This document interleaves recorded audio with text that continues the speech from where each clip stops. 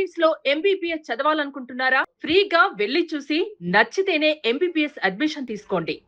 2020 నుంచి 22 వరకు ప్రపంచాన్ని భయపెట్టినటువంటి కోవిడ్ వైరస్ మరోసారి వ్యాపిస్తోందా? చూస్తుంటే అలాగే అనిపిస్తోంది. ఆంధ్రప్రదేశ్లో ఇప్పటికే 12 కేసులు నమోదవగా నలుగురు మరణించారని అఫీషియల్గా చెప్తున్నారు. సో ఎలాంటి జాగ్రత్తలు తీసుకోవాలి? నిజంగానే మొత్తం మళ్ళీ కోవిడ్తో భయపడే పరిస్థితులు వస్తాయా? ఏంటి అసలు? ఒకసారి డాక్టర్ అనిల్ కుమార్ గారు ప్రస్తుతం మనతో పాటు లైవ్ కాల్ అందుబాటులో ఉన్నారు. ఆయన అడిగి మరింత సమాచారం తెలుసుకుందాం. డాక్టర్ గారు నమస్తే అండి. నమస్కారం అండి. ఏంటి సార్ మళ్ళీ కోవిడ్ ఏమన్నా విజృంభిస్తుందా? ఏపీలో ఇప్పటికే 12 కేసులు 4 మరణాలు జరిగాయని చెప్పి తెలుస్తుంది. అక్కడ అంటే హెల్త్ సెంటర్స్ అన్నీ కూడా మెయిన్ హెల్త్ సెంటర్స్ ఉంటాయి కదా గవర్నమెంట్వి, వాటిల్లో స్పెషల్ వార్డ్స్ని ఏర్పాటు చేయాలని చెప్పేసి ఆరోగ్య శాఖ కూడా సూచించిందని, పలు జాగ్రత్తలు కూడా అక్కడ ఉన్నటువంటి పబ్లిక్కి చెప్తోందని చెప్పి తెలుస్తోంది. సో ఏంటి మళ్ళీ ఎందుకు? మనం మధ్యలో గ్యాప్ తీసుకుందేమో కోవిడ్ అనుకున్నాము, కానీ గ్యాప్ తీసుకోలేదేమో అనిపిస్తుంది. చాలా చోట్ల అక్కడక్కడ అడపాదడప కేసులు చూస్తూనే ఉన్నాం.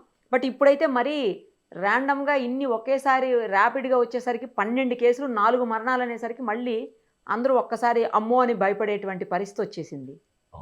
ఏంటంటే ఈ కోవిడ్ అని మనం దేనైతే మాట్లాడుకున్నాం, ప్రపంచవ్యాప్తంగా కొన్ని లక్షల మంది మరణించడము, ఆర్థిక మాంద్యము రావడము, అదృష్టవశాత్తు మన దేశం మిగతా దేశాలతో పోల్చి చూస్తే అటు టీకాల తయారీలో కానీ టీకాల పంపిణీలో కానీ ముందంజ వేసి మిగతా దేశాలతో పోల్చి చూస్తే మన మోర్టాలిటీ రేట్స్, మృతుల సంఖ్య తగ్గడం, ఇదంతా కూడా మనం ఇదివరకు భూతకాలంలో మాట్లాడుకున్నటువంటి విషయం. కరోనా వైరస్ కోవిడ్ ముందు ఉంది, కోవిడ్ తర్వాత ఉంటుంది. ఆ చంద్రార్కము కరోనా వైరస్లు ఉంటాయి. ఎందుకంటే జంతువులో ఉండేటువంటి వైరస్లే, ఇది కొత్తగా ఏమీ వచ్చింది కాదు. అయితే వైరస్ లో ఉండేటువంటి లక్షణం ఏంటంటే మ్యూటేషన్ చెందడం.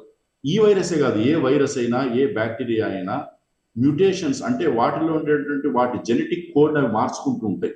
ఆ విధంగా మార్చినప్పుడు కొన్ని వైరసెస్ ఏవైతే ఇంతకు ముందు ఎండమిక్ అంటే పాపులేషన్ లో మన జనాభాలో ఉన్నవి, వాటి యొక్క మ్యూటేషన్ వలన వాటి ఇన్ఫెక్టివిటీ అంటే ఒకళ్ళ నుంచి ఒకళ్ళకి వ్యాపించడం కానీ, వాటి యొక్క డిసీజ్ పొటెన్షియల్ అంటే రోగకారక శక్తిలో వాటికి ఎంత విజృంభించేటువంటి శక్తి కానీ, అది కొన్నిసార్లు మారుతూ, కొన్నిసార్లు తగ్గుతూ, కొన్నిసార్లు పెరుగుతూ వస్తుంది.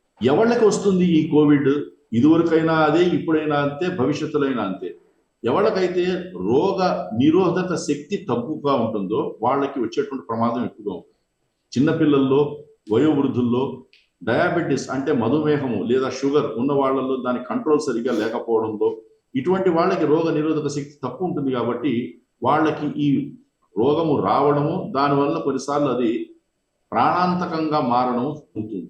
మొట్టమొదట మనం చేయాల్సింది ఏంటంటే, ఎవళ్ళకైతే ఇందాక నేను చెప్పాను, పిల్లలు, వయోవృద్ధులు, మధుమేహం లేదా డయాబెటీస్ ఉన్నవాళ్ళు, అవి ముందు ఆ డయాబెటీస్ని కంట్రోల్లో పెట్టుకోవడం అనేది ఫస్ట్ స్టెప్. రెండవది, ప్రోటీన్ అధికంగా ఉండేటువంటి ఆహారం తీసుకోవడం వల్ల రోగ నిరోధక శక్తి పెరుగుతుంది. ఇది ఈ రోజు రేపు చేసేది కాదు, అది మనం లైఫ్ స్టైల్ అంటే జీవన ప్రమాణాల్లో, జీవన శైలిలో తెచ్చుకోవాల్సిన మార్పు. ఇక మూడోది, ఇటువంటిది వచ్చినప్పుడు బెంబేలెత్తడం కాదు, మామూలుగా మన ప్రాథమిక ఆరోగ్య సూత్రాలను మనం ఒకసారి మళ్ళీ మనం గమనించాలి. ఒకటి, కోవిడ్కి ట్రీట్మెంట్ లేదు, ఇంతకు ముందు లేదు, ఇప్పుడు లేదు, ఇక ముందు ఉండదు. కోవిడ్ని నిరోధించేటువంటి టీకాలు మళ్ళీ వాడాలా? ఇంకా మనం అక్కడ దాకా, ఆ దశ దాకా రాలేదు. వచ్చే అవకాశం ఉంటుందా? వేచి చూడాల్సిందే.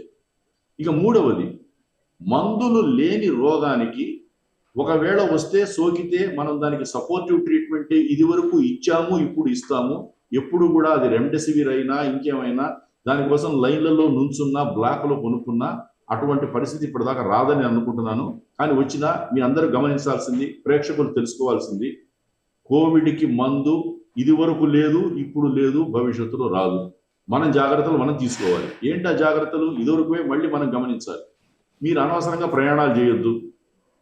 మీకు దగ్గు జలుబు లాగానే ఉంటుంది. కోవిడ్కి ఏదో స్పెషల్గా ఇది నేను కోవిడ్ అని చెప్పి మీకేమి ముందు అది మనకి నోటీస్ ఇచ్చి రాదు.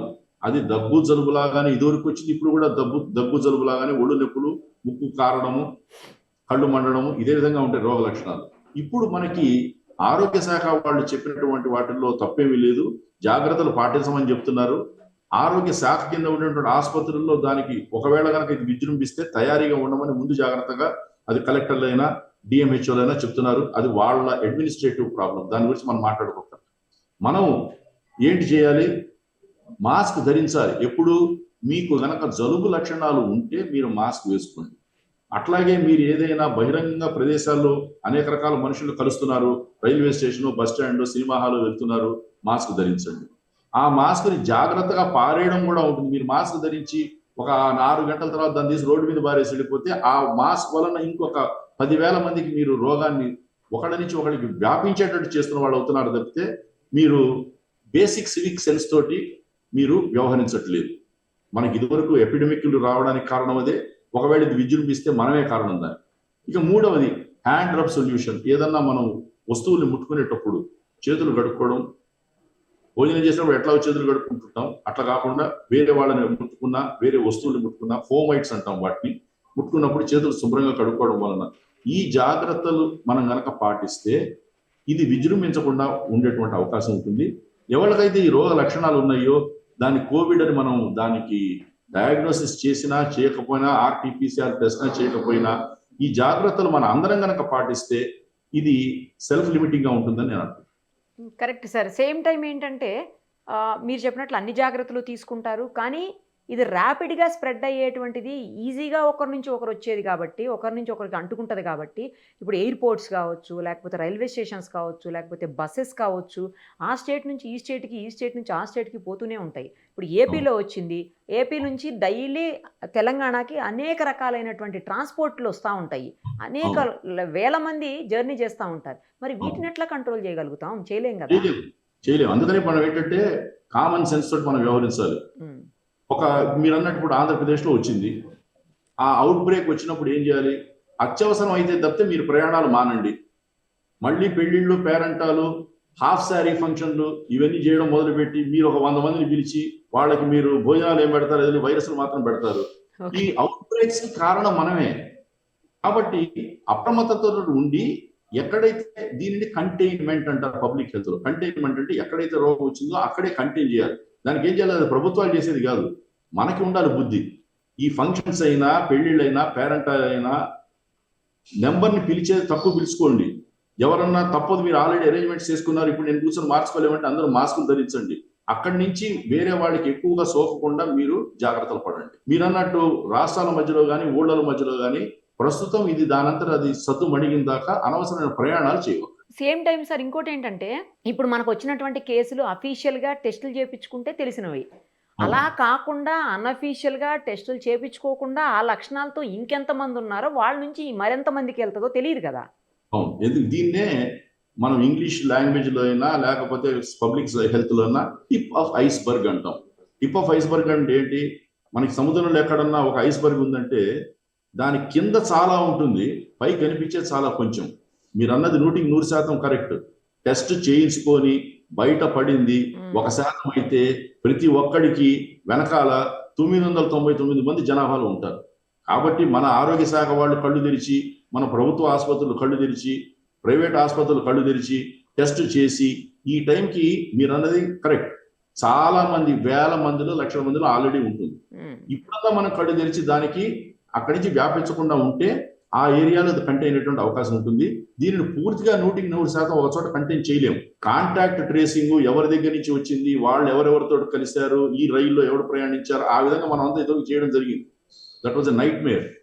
ఇప్పుడే కాదు, ఇంకొక 4 సంవత్సరాల తర్వాత, 5 సంవత్సరాల తర్వాత, మీ ఉదాహరణకి ఇన్ఫ్లుయెన్జా తీసుకుందాం. ఇన్ఫ్లుయెన్జా తీసుకుంటే ప్రతి సంవత్సరము అది మ్యూటేషన్ చెందుతుంది. ప్రతి 4 ఏళ్లకి పాండమిక్ వస్తుంది. అంటే ప్రపంచ వ్యాప్తంగా ఉన్న అన్ని దేశాల్లో ఇన్ఫ్లుయెన్జా ఒక బ్లిప్ ఉంటుంది పైకి. ఎందుకు ఉంటుంది? ఆ వైరస్ యొక్క న్యాచురల్ హిస్టరీలో అది మ్యూటేషన్ చెందడం అనేది దాని యొక్క తత్వం.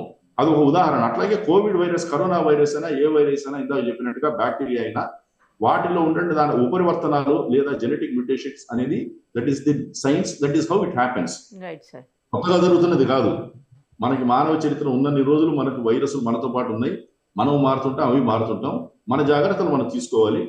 సామాజిక స్పృహతోటి మనం చేసేటువంటి ఇందాక నేను చెప్పిన కార్యక్రమాలు, మాస్క్ ధరించడం, అనవసరంగా ప్రయాణం చేయకపోవడం, వయోవృద్ధులు వాళ్ళ దగ్గరికి వెళ్తున్నప్పుడు మనం ఎవరికైనా రోగ లక్షణాలు ఉన్న వాళ్ళు వాళ్ళ దగ్గరికి వెళ్లకుండా ఉండడం, చిన్నపిల్లల్ని ఎత్తుకుంటాం, ఆడిస్తాం అనేటప్పుడు మీకు గనక రెస్పిరేటరీ సిమ్టమ్స్, ఇందాక చెప్పిన జ్వరం అయినా, జలుబు అయినా ఉంటే వాళ్ళ దగ్గరికి పోకుండా ఉండడం, అనవసరమైన ప్రయాణాలు చేయకుండా ఉండడం, ఎన్ని అనుమానాస్పదమైనటువంటి వస్తువులు ముట్టుకున్నా, ప్రదేశాలకు వెళ్ళినా మీరు సింపుల్ హ్యాండ్ రబ్ లేదా సోప్ అండ్ వాటర్ తోటి చేతులు కడుక్కుంటే చాలా వరకు ఈ రోగాన్ని నిరోధించవచ్చు.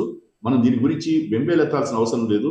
అయితే ఇక్కడి నుంచి మీరు అన్నట్టు చాలా మందికి ఆల్రెడీ వ్యాపించి ఉంటుంది. ఇప్పుడు మనకి ఆంధ్రప్రదేశ్లో తెలిసింది, 2 రోజుల తర్వాత తెలంగాణలో తెలియచ్చు, 4 రోజుల తర్వాత ఒరిస్సాలో తెలియచ్చు. అది అక్కడ దాకా పోతుందా? పోతే ఈ మృతులకి కూడా మనం ఇందాక అనుకున్నట్టుగా వాళ్ళకి ఇదివరకు ఉండే ప్రీ డిస్పోజింగ్ ఫ్యాక్టర్స్, ఎవరికైతే రోగ నిరోధక శక్తి లేదో, లేదా రోగం వచ్చిన తర్వాత కూడా దాన్ని ఎక్కువగా బ్యాటిల్ చేసేటువంటి ఇమ్యూన్ సిస్టమ్ ఉండాలంటే, నేను చెప్పిన డయాబెటీస్ గురించి మామూలుగానే అందరు జాగ్రత్తలు తీసుకోవాలి, మన ఎవరిని తీసుకోం. ఆ విధమైన జాగ్రత్తలు తీసుకుంటే కంటైన్మెంట్ జరుగుతుంది. ఇందాక చెప్పిన సామాజిక స్పృహతో మనం కనుక వ్యవహరిస్తే దీన్ని ఇంతటితో ఆపొచ్చు. అనవసరంగా మీరు దీని గురించి భయపడి బెంబేలు పడి ఇబ్బందులు పడాల్సిన అవసరం లేదు. Right sir, thank you so much. అవును.